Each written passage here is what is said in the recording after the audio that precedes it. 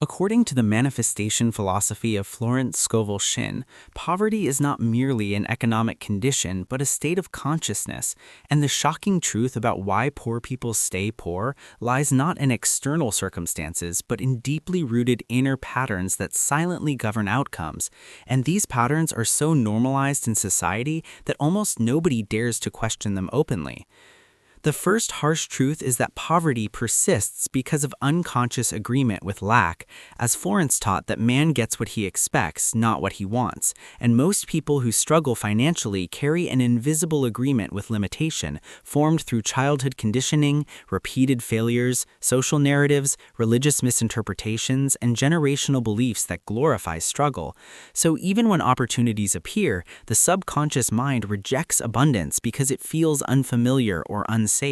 and this agreement manifests as missed chances, fear-driven decisions, procrastination, and self-sabotage, proving that poverty is often a loyalty to an old identity rather than a lack of opportunity. The second harsh truth is that poor people often speak the language of defeat without realizing the creative power of words, because Shinn emphasized that words are seeds that impress the subconscious mind, and phrases like money doesn't grow on trees, life is hard, I can't afford it, or rich people are greedy become daily affirmations that command the universe to obey limitation. So while people consciously desire wealth, their spoken word cancels it, and the law never contradicts itself, it simply fulfills the dominant command.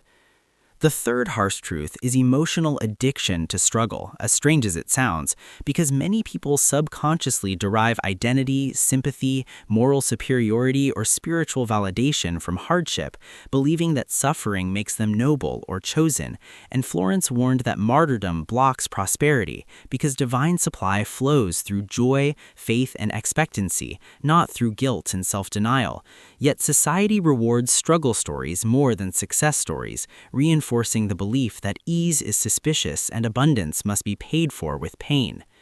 The fourth harsh truth is the misunderstanding of faith, where people pray for money while simultaneously fearing it, distrusting it, or judging it as corrupt. And Florence Scovel Shinn taught that money is neither good nor evil, but a symbol of exchange and freedom. And when people secretly believe that wealth will change them for the worse, distance them from God, or invite envy and danger, they unconsciously repel it, because the subconscious cannot attract what the conscious mind condemns. And this inner conflict results in inconsistent income, sudden losses, or opportunities that collapse at the last moment. The fifth harsh truth is lack of self-image alignment, because manifestation responds to identity, not effort, and Shinn repeatedly emphasized that money follows consciousness, meaning that if someone internally sees themselves as unlucky, undeserving, inferior, or always behind, no amount of hard work will permanently change their financial reality, as they will unconsciously restore the familiar level of income through poor decisions, wrong partnerships, or fear-based actions, proving that wealth is sustained by self-concept more than by strategy.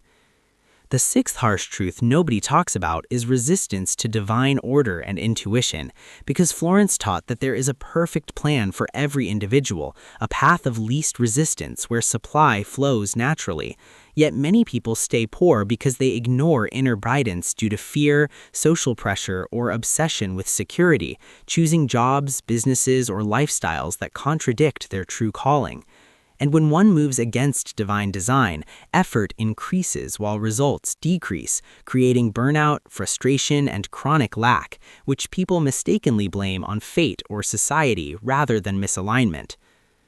Collectively, these six truths reveal that poverty is not a punishment nor a moral failure, but a mental pattern sustained by fear, false beliefs, emotional habits, and unconscious commands. And Florence Scovel Shinn's manifestation teachings offer a radical solution. Change the inner narrative and the outer world must follow, because the universe responds to clarity, confidence, and expectation, not desperation.